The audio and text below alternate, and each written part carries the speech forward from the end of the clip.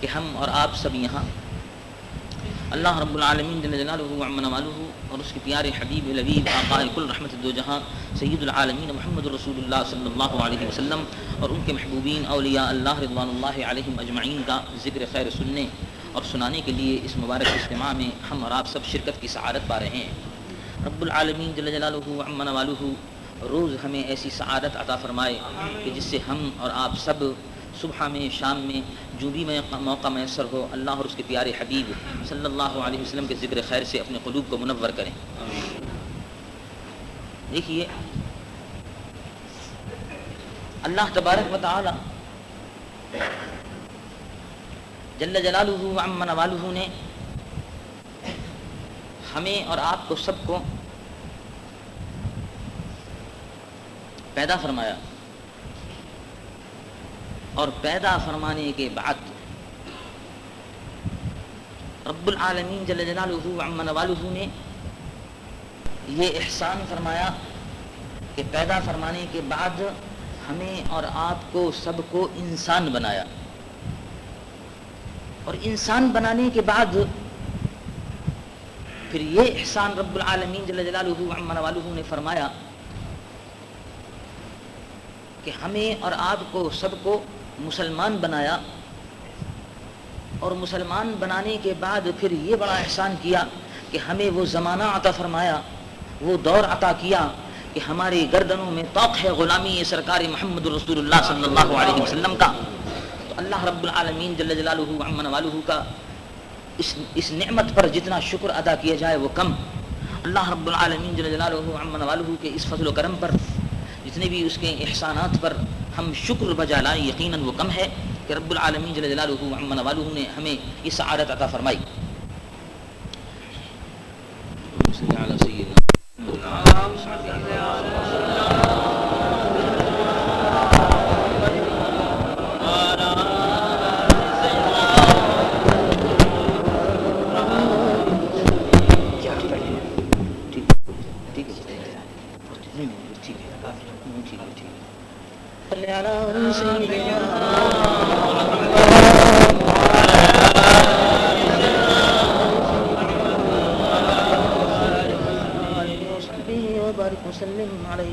صلی اللہ علیہ وسلم۔ تو میں عرض کر رہا تھا کہ رب العالمین جل جلالہ وعم نوالہ کے کتنے کتنے احسانات ہیں، اور ان احسانات میں، ان نعمتوں میں سب سے بڑی نعمت یہ ہے کہ اللہ رب العالمین نے ہماری گردنوں میں طوق غلامی سرکار رسول صلی اللہ علیہ وسلم ڈالا۔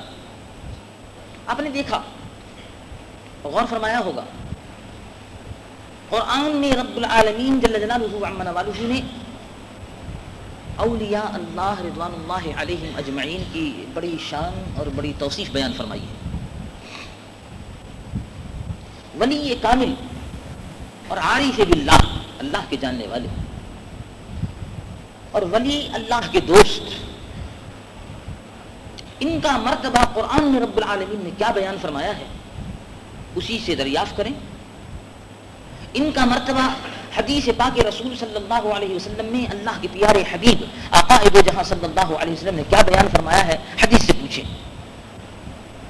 ان کا مرتبہ اس زمانے کے لوگوں نے کیا بیان کیا ہے اس زمانے کے لوگوں سے دریافت کریں جو انہوں نے دیکھا ہے۔ سب سے پہلے ہم بحیثیت مسلمان کے قرآن کی طرف رجوع کرتے ہیں، قرآن سے دریافت کرتے ہیں۔ لوگ آج کل کہتے ہیں اولیاء اللہ کچھ نہیں، طبیعت کو ہماری الجھن ہوتی ہے۔ لوگ آج کل کہتے ہیں کہ ولیوں کی کوئی شان نہیں، ہمیں تکلیف ہوتی ہے۔ لوگ آج کل کہتے ہیں اولیاء اللہ کی کوئی بات ہی مت کرو۔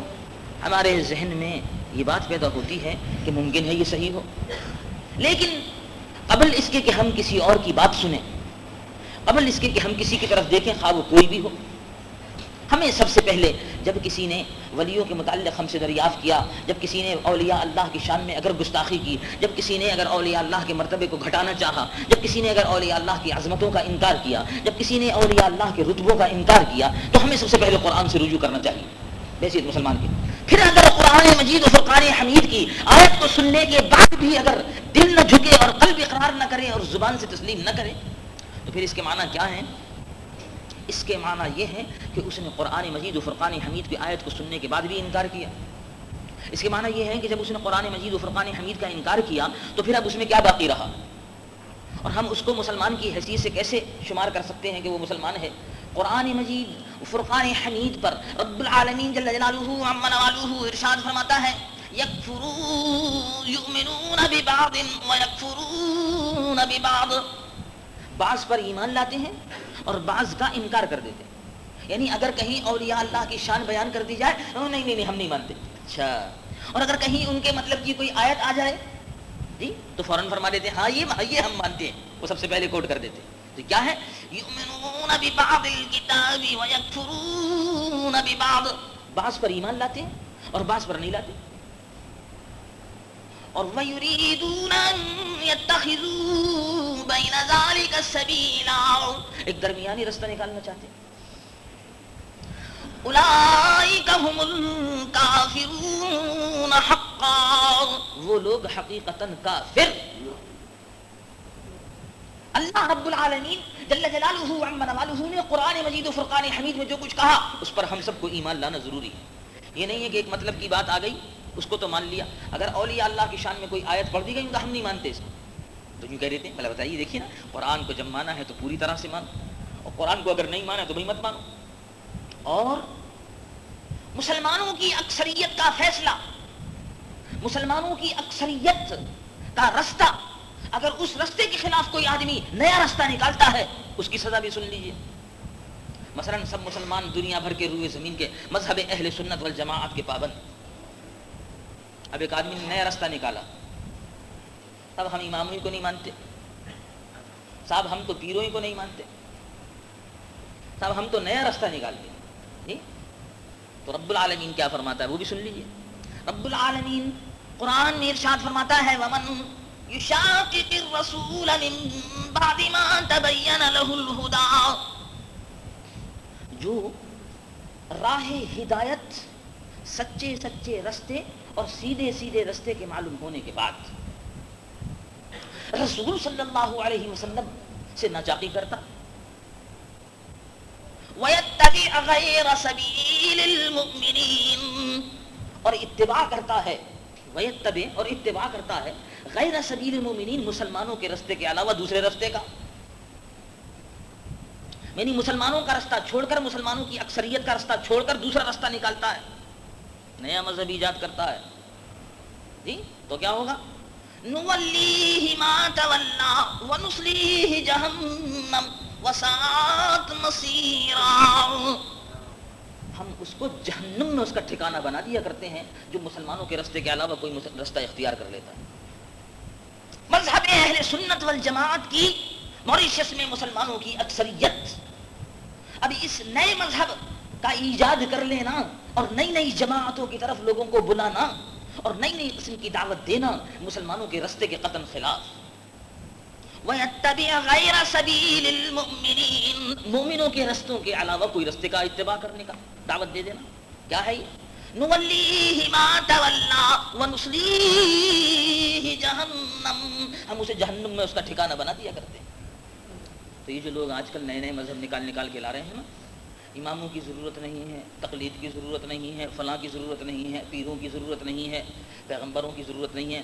یہ صاحب پیغمبروں کی بھی ضرورت باقی نہیں رہی لوگوں کو. تو آپ نے سنا ہے لوگوں نے لکھا کتابوں میں, کیا لکھا, یہ کہنے والے نے لکھا کہ حضور صلی اللہ علیہ وسلم تو بس ایسے تھے جیسے پوسٹ مین, معاذ اللہ, پوسٹ مین آیا, ڈاک دے گیا, پوسٹ دے گیا, اب پوسٹ کو لے لو اور پوسٹ کو پڑھو, پوسٹ مین کی ضرورت نہیں رہی. حضور صلی اللہ علیہ وسلم تشریف لائے, قرآن شریف دے گئے, اب قرآن شریف پڑھو, قرآن شریف پڑھو, حضور صلی اللہ علیہ وسلم کی ضرورت نہیں رہی. اچھا, تو یہ بھی مذہب نکال دیا. آپ نے غور فرمایا؟ اچھا صاحب, جب ان کی ضرورت نہیں رہی تو یہ جو کہنے والا ہے اس کی بھی ضرورت نہیں ہے. اگر حضور صلی اللہ علیہ وسلم کی ضرورت نہیں رہی تو کیا قرآن مجید و فرقان حمید نے یہ کہا ہے؟ سنیے قرآن شریف میں مثلا دیکھیے, اب ذرا اس مثال کو سمجھ لیجئے گا, اچھی طرح سے ذہن میں رکھیے گا. آدمی آیا, پوسٹ مین آیا, خط دے گیا, خط دے گیا, خط کو پڑھنے کے لیے چاندنے کا ہونا ضروری ہے، روشنی کا ہونا ضروری ہے. اندھیرے میں بیٹھ کے خط نہیں پڑھا جائے گا، روشنی کا ہونا ضروری ہے. اگر روشنی ہے تو خط پڑھ سکتے ہیں. دن میں بھی اگر اجالا ہے، سورج نکل رہا ہے، سورج کی روشنی ہے تو ہم خط پڑھ سکتے ہیں، ورنہ نہیں پڑھ سکتے. رات کو بھی اگر روشنی ہے اور اجالا ہے تو ہم خط پڑھ سکتے ہیں، ورنہ نہیں پڑھ سکتے. رب العالمین قرآن میں ارشاد فرماتا ہے قد جاءکم من اللہ نور وکتاب مبین. تمہارے لیے ہم نے کتاب مبین قرآن مجید و فرقان حمید کو بھیجا. قرآن مجید و فرقان حمید کے پڑھنے سے پہلے رب العالمین فرماتا ہے، دیکھیے کتاب کے بیان کرنے سے پہلے، قرآن کا ذکر کرنے سے پہلے ارشاد فرماتا ہے قد جاءکم من اللہ نور. اب نور آ رہا ہے. وہ نور کون ہے؟ کتاب سے پہلے نور آ رہا ہے. وہ نور کون ہے؟ نور پاک محمد رسول اللہ صلی اللہ علیہ وسلم. نور آ رہا ہے. نور پاک مصطفیٰ کی روشنی میں قرآن کو پڑھو. حضور کی روشنی اگر نہیں ہے تو قرآن میں بھی اندھیرا ہی اندھیرا نظر آئے گا. اگر حضور صلی اللہ علیہ وسلم نہیں ہے تو قرآن بھی نہیں ہے. اگر حضور صلی اللہ علیہ وسلم ہے تو قرآن بھی موجود ہے. اور قرآن کی شان سے موجود ہے کہ قرآن جب پڑھا جا سکتا ہے، اللہ کا بھیجا ہوا یہ خط جب پڑھا جا سکتا ہے جب نور محمد رسول اللہ کی روشنی پڑ رہی ہو. چنانچہ دیکھیے حضور کو صلی اللہ علیہ وسلم کو رب العالمین نے دن اور رات دونوں کی روشنی بیان کیا. کیا کیسے؟ وہ بھی سن لیجیے. یا ایھا النبی انا ارسلناک شاہدا ومبشرا ونذیرا وداعیا الی اللہ باذنہ وسراجا منیرا. اے پیارے محبوب صلی اللہ علیہ وسلم، ہم نے آپ کو روشن چراغ بنا کر سارے عالم کے لوگوں کے لیے بھیجا ہے. وسراجا منیرا، جو روشنی مصطفیٰ میں سارا عالم جگمگا رہا ہے. اگر حضور صلی اللہ علیہ وسلم کی روشنی ختم ہو جائے تو یہ سارے کا سارا عالم ختم. آپ غور کیجئے گا اس مسئلے پر. اچھی طرح سے لوگ گمراہ کر رہے ہیں، بے دین بنا رہے ہیں مسلمانوں کو، ورغلاتے ہیں مسلمانوں کو اور بہکاتے ہیں مسلمانوں کو، بے دین بناتے ہیں مسلمانوں کو، اور حضور صلی اللہ علیہ وآلہ وصحبہ وبارک وسلم کے راستے سے ہٹا رہے ہیں. تو میں یہ کہہ رہا تھا، ہاں اسی سلسلے میں مجھ سے بعض دوستوں نے آج کہا، اور اس سے پہلے بھی 2-1 روز پہلے کہا، حالانکہ میں اس بات کے متعلق کہہ چکا ہوں بہت سے حضرات سے. کہنے کے صاحب دیکھا آپ نے وہ مولانا نورانی صاحب آج کل آئے ہیں، پہلے ان کے والد ماجد رحمۃ اللہ علیہ تشریف لایا کرتے تھے اور اب یہ آ گئے ہیں صاحب لیجیے، بڑے زور و شور سے پیری اور مریدی کا سلسلہ جاری ہے. خیر وہ پیری اور مریدی کا سلسلہ تو بڑے زور و شور سے تو جاری نہیں ہے، لیکن ہاں وعظ وغیرہ کا سلسلہ بڑے زور و شور سے جاری ہے. تو اس کے بعد میں ساتھ ساتھ کیا کہا، اور یہ سارے کا سارا شرک ہے، اور سارے کا سارا یہ ہے، اور سارے کا سارا وہ ہے. یہ سارا یعنی پیری مریدی میں پوجا ہوتی ہے، بھگوت گیتا پڑھی جاتی ہے، معلوم ہوتا ہے انہوں نے اس کو شرک قرار دے دیا. جی اچھا، کہنے والے نے یہ تو کہہ دیا آرام سے، پیری مریدی ہو رہی ہے، یہ ہو رہا ہے، وہ ہو رہا ہے، بہت اچھا تھا. لیکن سوال یہ ہے، کیا حضور صلی اللہ علیہ وسلم نے بھی پیری مریدی کی ہے یا نہیں کی ہے؟ اور کیا رب العالمین نے بھی پیری مریدی کی ہے یا نہیں کی ہے؟ اگر قرآن میں ہم یہ ثابت کر دیں کہ اللہ رب العالمین سب سے پہلا پیر، حضور صلی اللہ علیہ وسلم دوسرے پہلے مرید، اگر قرآن سے ہم یہ ثابت کر دیں تو آپ مان لیجئے، اور اگر نہیں مانتے ہیں تو سبحان اللہ. وَنُصْلِيهِ جَهَنَّمَ وَسَاءَتْ مَصِيرًا، تو پھر سب سے زیادہ برا ٹھکانہ جہنمی ہے. اگر نہیں مانتا ہے کوئی تو نہ مانے، لیکن قرآن سے میں ثابت کرتا ہوں. 26واں سپارہ سورہ انا فتحنا، سورہ انا فتحنا 26واں سپارہ، پہلا رکوع، پہلے رکوع کی آخری آیت. رب العالمین قرآن میں ارشاد فرماتا ہے ان الذین یبایعونک انما یبایعون اللہ. جو لوگ بیعت کرتے ہیں، یبایعون کا آپ سے بیعت کرتے ہیں، جو لوگ آپ سے یا رسول اللہ صلی اللہ علیہ وسلم.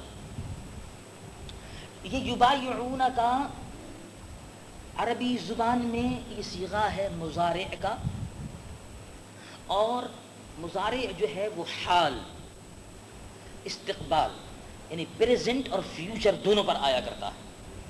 ان الذین یبایعونک، جو آپ سے آج بھی بیعت کر رہے ہیں یا رسول اللہ، اور آئندہ آنے والے زمانے میں بھی آپ سے بیعت کرتے رہیں گے یا رسول اللہ. یبایعونک، کیا کہا رب العالمین؟ جو آپ سے آج بھی بیعت کر رہے ہیں، اگلے زمانے میں بھی بیعت کریں گے، قیامت تک کے لیے آپ سے بیعت کرتے رہیں گے. انما یبایعون اللہ، وہ حقیقتاً اللہ رب العالمین سے بیعت کر رہے ہیں. تو معلوم یہ ہوا کہ رب العالمین نے یہ کہا یا رسول اللہ، جو آپ سے آج بھی بیعت کر رہے ہیں قیامت تک بھی بیعت کرتے رہیں گے، اللہ رب العالمین سے بیعت کر رہے ہیں. تو معلوم ہوا کہ اللہ رب العالمین بھی بیعت فرماتا ہے. لیجئے صاحب، وہ پیر وہ بھی بن گئے. اب بتائیے اس کا کیا علاج کیا جائے؟ اور اللہ رب العالمین نے بیعت لینے کے بعد پیر بنایا ساری دنیا کے لوگوں کے لیے محمد رسول اللہ صلی اللہ علیہ وسلم کو. اور کیا کہا؟ ید اللہ فوق ایدیہم، اور اے پیارے رسول صلی اللہ علیہ وسلم، جن لوگوں نے آپ کے ہاتھ میں اپنے ہاتھ کو دے دیا، یا ان لوگوں کے ہاتھ میں کی جنہوں نے اپنے ہاتھ کو آپ کے ہاتھ میں دیا ہے، انما ید اللہ فوق ایدیہم، اللہ کا ہاتھ ان لوگوں کے ہاتھ پر رہتا ہے جنہوں نے آپ سے آج بیعت کی یا رسول اللہ، جنہوں نے آپ سے قیامت کے زمانے میں بیعت کی، جنہوں نے آپ سے 14ویں صدی میں بیعت کی، 10ویں صدی میں بیعت کی. اللہ رب العالمین کا ہاتھ سب لوگوں کے ہاتھ پر رہتا ہے. یہ سب تو اللہ رب العالمین بھی پیر بن گئے، حضور صلی اللہ علیہ وسلم بھی پیر بن گئے. اور اس کے بعد جو سلسلہ چلا ہے تو صحابہ رضوان اللہ علیہم اجمعین کا تو سب کے سب پیر بن گئے. اب بتائیے اس کا کیا علاج کیا جائے؟ یہ تو تھی پہلی آیت. یہ صاحب میں سمجھتا ہوں کہ ذرا تشریح کر دوں اس کی. آج مجھ سے بہت سے آدمیوں نے کہا اس سلسلے میں آ کر کے صاحب کیونکہ آج اولیاء اللہ پر آپ بیان کریں گے، کیونکہ آج حضرت سلطان الہند خواجہ غریب نواز کا ذکر ہوگا، کیونکہ آج ولیوں کا سلسلہ ہوگا، تو ذرا کچھ روشنی تو ڈالیے کہ یہ کیا لوگ کرتے ہیں، یہ سلسلہ کیا ہے. یا پھر ذرا سن لیجیے. رب العالمین نے بیان کیا ان الذین یبایعونک انما یبایعون اللہ، جو آپ سے بیعت کرتے ہیں وہ اللہ سے بیعت کرتے ہیں.